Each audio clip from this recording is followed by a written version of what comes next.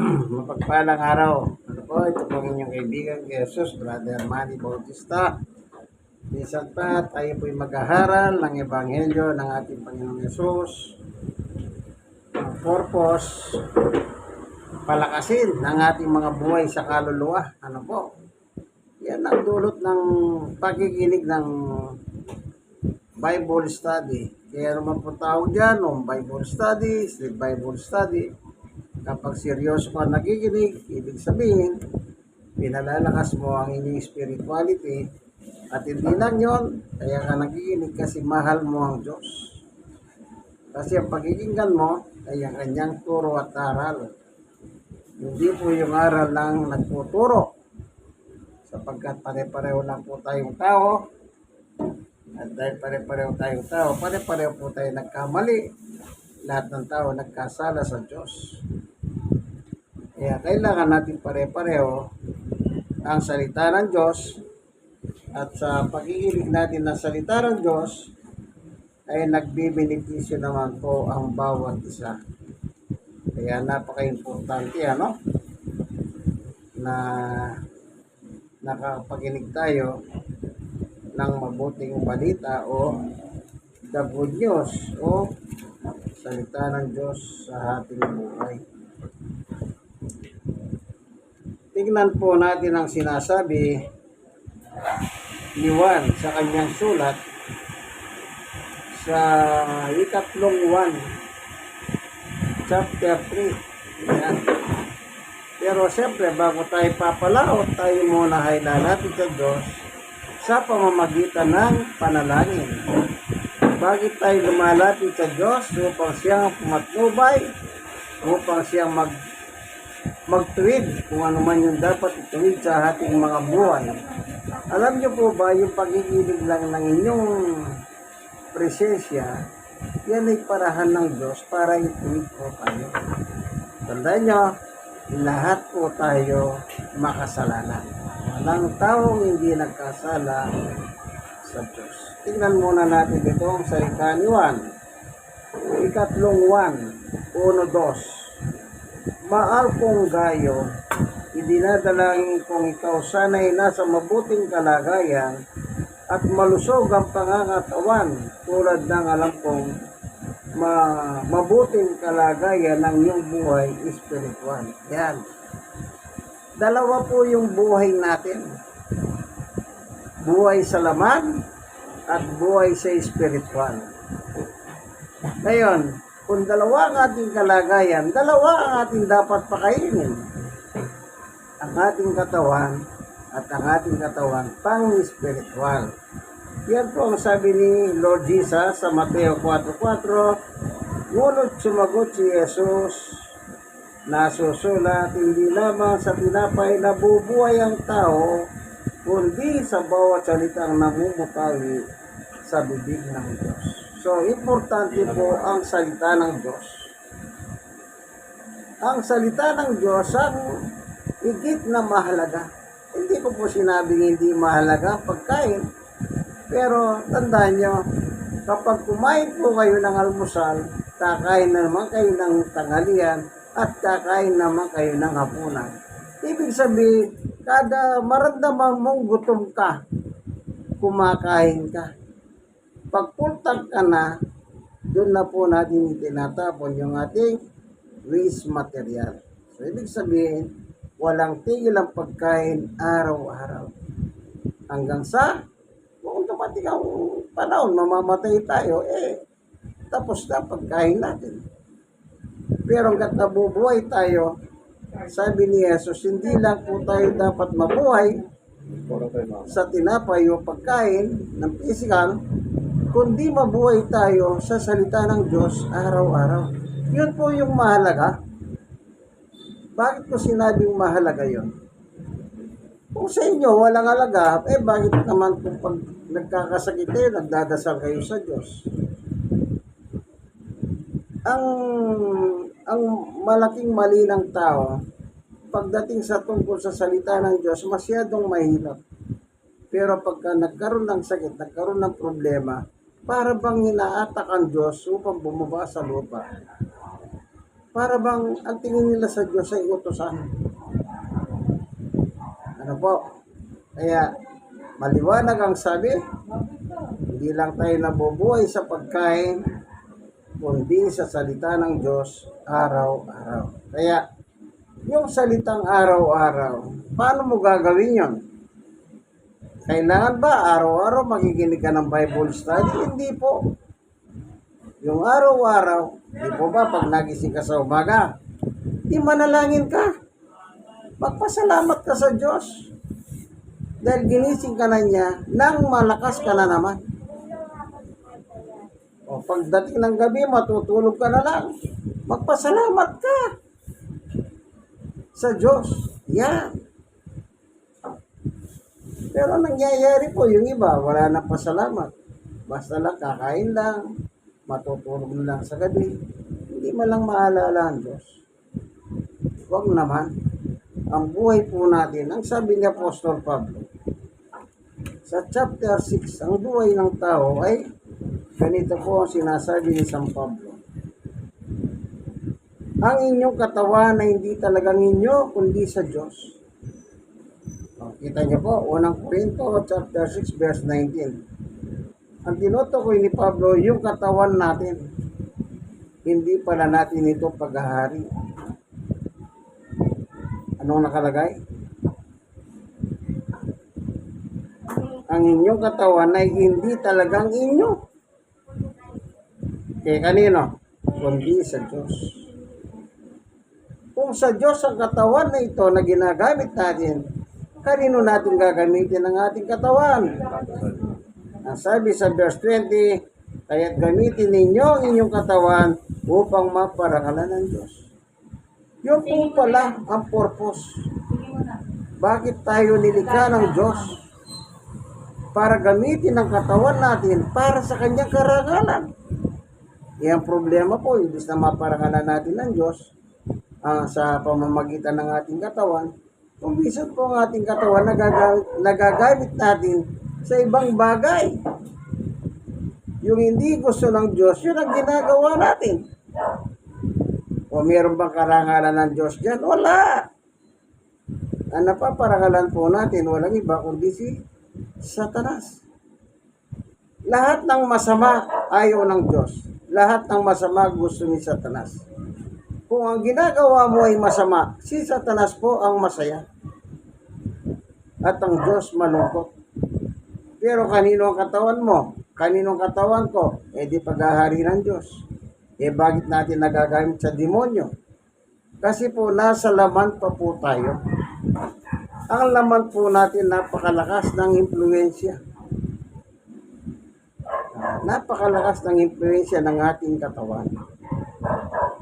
Kaya po natatalo yung spirituality natin. Kaya sa pamamagitan po ng panalangin, diyan tayo lumalakas.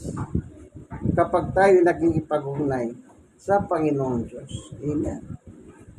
Sa panalangin po, tingnan ninyo ang Diyos po ay naluluwalhati. Siya'y naluluwalhati. Kapag tayo nananalangin, nagpapasalamat sa Kanya. Ano po? Tingnan natin yung sulat ni Pablo. Dapat ba tayo magpasalamat sa Diyos? Opo.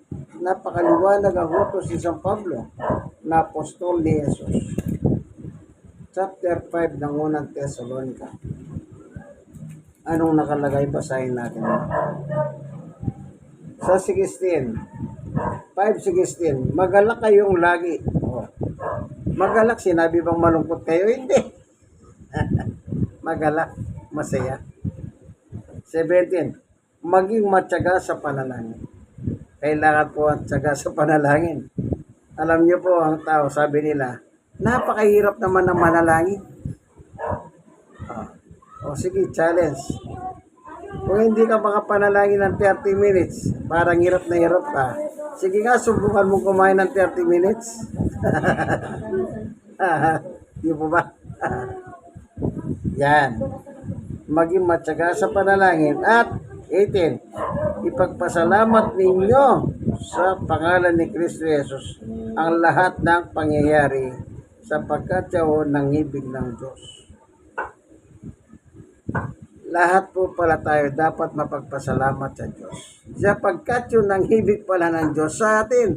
Kapag tayo po'y mapagpasalamat sa Diyos sa pamamagitan ng panalangin, tayo po ay lumuluwalhati sa Diyos. Amen. Kaya nga, alam niyo po ba, sa panalangin lang, pag hindi ka nakakapanalangin, meron ka ng kasalanan eh. Kasi ang utos, manalangin kang palagi. Hindi niya sinabing manalangin kung kailan mo gusto. At yung panalangin naman, ang sabi ni Pablo, ito'y kalooban ng Diyos. Naalala niyo po ba yung ama namin na panalangin? Yan nangyari yun nung magtanong po ang mga apostol ni Jesus, sila Pedro. Sabi nila kay Jesus, Panginoon, turuan mo naman kaming manalangin, o. Gaya ng ginagawa ni Juan, tinuturuan yung kanyang mga alagad. Kaya sabi ni Jesus, ganito kayo manalangin. Ama namin, nasa langit ka. Kailangan manalangin ka sa Diyos na nasa langit. Kaya pag nananalangin po kayo, ang unang address niyo po, Panginoon Diyos, nasa langit ka. Baka kung saan po nakatira ang Diyos at dinadalaginan ninyo, kailangan sabihin niyo, Panginoon Diyos na nasa langit ka. To be specific. Yan naman ang tinuro ni Jesus eh. Diba? Okay, basahin nga natin para baka sabihin nyo gumagawa lang tayo ng kwento. Hindi. Hindi tayo gumagawa. Bawal po ang gumawa ng kwento dito. Sa ganitong pag-aaral ng Ebanghelyo, bawal. Anong sabi ni Jesus? Ito. Ganito kayo manalangin. 6:9 ng Mateo. Ama namin nasa langit ka, sambahin nawa ang pangalan mo. Kita nyo? Kailangan address diretso sa Diyos ang panalangin mo. Bakit? Yan po ang nakaturo sa Biblia. Oh.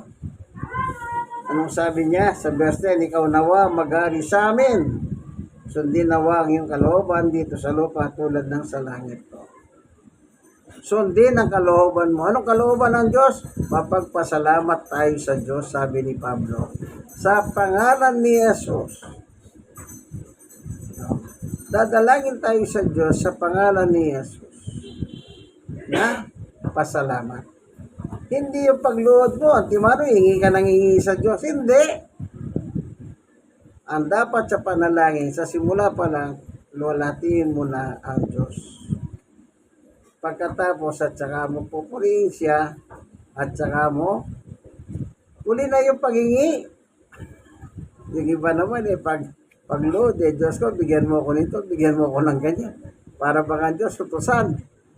Huwag naman, huwag niyo pang utusan ng Diyos. Diyos yan eh. Ginagawa niyo kasi isang utusan, kaya nabibigo kayo. Huwag. Sundin natin ang uturo sa Biblia. Lumalapit tayo sa Diyos dahil yun ang gusto ng Diyos ang paglapit sa Kanya. Pero, in a nice manner. Lagi niyo po siyang pinapupurihan. Praise God. God is good. Yeah. Yung kailangan inuunan niyo po yung kabutihan ng Diyos na ginawa niya sa inyong buhay. Bawa, bago ka matulog sa gabi, nasabihin mo, salamat po, nakalipas yung maghapon na maayos ang buhay namin. Yan yung mga ganyan ba? Hindi po kami nasangkot sa anumang kaguluhan.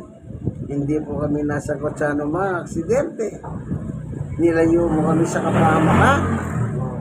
Binigyan mo kami ng pagkain na masarap. Ganyan. Hindi yung, alam niyo, yan ang nagiging problema po sa tao kuminsan eh. Ang paglapit sa Diyos, kaya kuminsan sabi nila, ano ba yan? Ang tagal, bago sumagot ang Diyos. Huwag po kayo magmadali. Sapagkat ang paglapit po natin sa Diyos ay nakahangla sa kanyang kalooban yan. Hindi po yung kalooban natin ang nasusunod. Kung ano ang kalooban ng Diyos para sa atin. Kaya ingat po kayo, ano? Hindi yung kadahingi mo. Ewan ko. Bahala kayo dyan. Kaya tatandaan po natin, kapag tayo po'y mapagpasalamat sa Diyos, isang parahan po yan upang ang Diyos ay naluluwalhati sa pamamagitan ng buhay natin na pinairam niya. Pairam lang po ang buhay natin. Anytime pwede pong bawiin ng Diyos yan. Alam niyo po, kahit nakagaano kayo kalusog, pag sinabi ng Diyos, mamamatay ka na kaibigan. Mamamatay ka. Pag sinabi ng Diyos, hindi ka pa mamamatay. Kahit gusto mong mamatay, hindi ka mamamatay. Kagaya ng iba, gusto daw na nilang mamatay kasi mahirap ang buhay. Para matapos ng kahirapan, sabi nila. Alam niyo, huwag niyo pong pangunahan ng Diyos. Ang nakalagay, luwalhatiin niyo po ang Diyos. Hindi niya sinabi, pangunahan niyo siya. Hindi po siya utusan, Diyos po siya. Tayo ang utusan. Kaya inuutusan tayo na manalangin tayong palagi sa Kanya. Tayo ang inuutusan. Pag-iiling naman tayo sa Diyos in the nice way. Alam niyo po yung relasyon ng anak at magulang. Yan, parang ganun po. Kaya tawag nga sa Diyos, Ama sa langit. Ama namin nasa langit ka. Kaya pag kinakausap mo, parang kumakausap ka ng totoong iyong Ama. With pag-ibig. Oh. Bakit? Bakit? Sa inyo bang magulang? Oh, ma, pahingin ng pera. Ano ba yan? Wag ganon. Kung nagagawa niyo po sa magulang niyo sa laman yan, huwag niyo pong itulad ang Diyos sa tao na para bang pagmingi kayo, para kung sino kayo. Hindi. Meron kasing sikreto kung nakalagay pa po rito. Tingnan natin. Sa Mateo pa rin, doon sa verse 8 ang babasahin natin. Ano ba nakalagay sa verse 8? Sabi ng Panginoong Yesus. Ito, basahin natin. Sa verse 8 naman po ang babasahin natin ngayon. Pero nakalagay doon eh.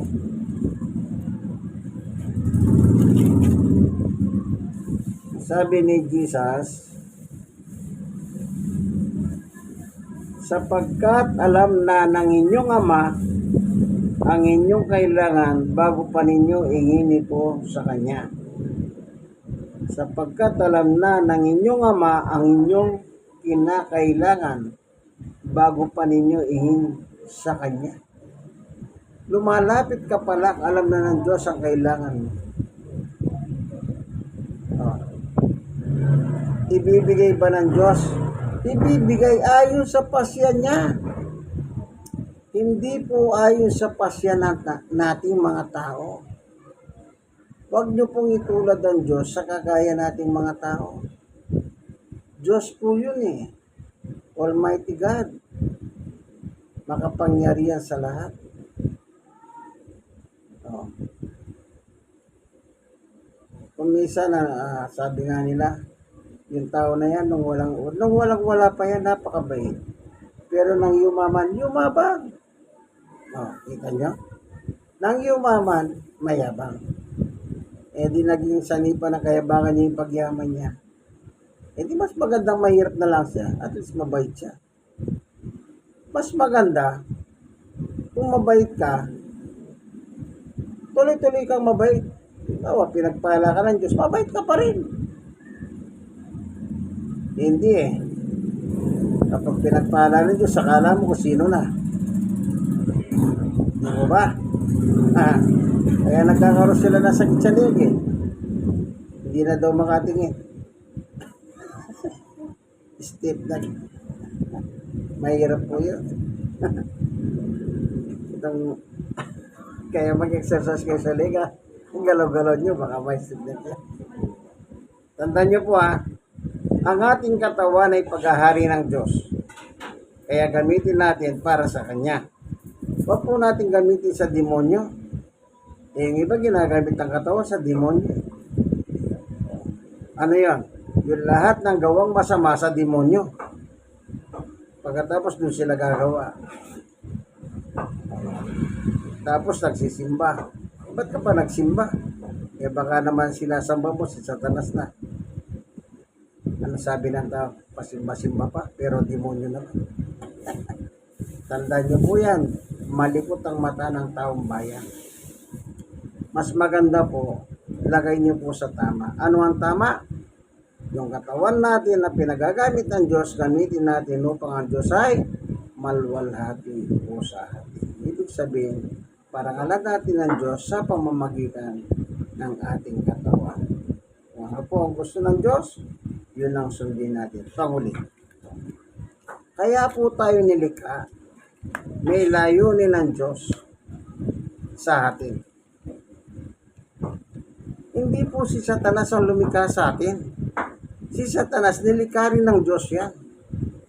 Kanya lang matigas ang ulo ni Satanas, kaya tinawag siyang Satanas. Alam niyo po ba kung anong ibig sabihin ng Satanas? Masama. Yun po kahulugan ng Satanas. Efesos verse 10. Tayo kanya nilang nilikha sa pamamagitan ni Kristo Jesus upang iukol natin ang ating buhay sa paggawa ng mabuti. Kanino daw pa natin iukol ang buhay natin? Sa paggawa sa mabuti na itinalaga na ng Diyos para sa atin noong pang una. Nakatalaga po tayo pala sa mabuti eh. Eh bakit po yung masama ang nagagawa natin? Kasi po, sabi nila, masaya ako dito eh. Masarap ang buhay dito. Hindi po ba gano'n? Baka isa rin po kayo sa mga ganyan may dialogue na masaya kami dito. Bahala kayo. Tandaan niyo po, lahat ng masama, yan ay gusto ni Satanas. Produkto po ni Satanas yan. At yan po ang hinahalok niya sa mga tao. Sige po, ano? Salamat, Panginoon Diyos, sa iyong pagtuturo sa amin na dapat po pala kami mga tao ay gumawa ng mabuti sapagkat yan po ang ginawa mo ay iniwan mo nang nilikha mo po kami noong araw. Maraming salamat po, Panginoon Diyos. Binusog mo kami sa aming pagkain pangkaluluwa. Salamat po sa ngalan ni Jesus. Amen. Panginoon Diyos, aming Ama na makapangyarihan.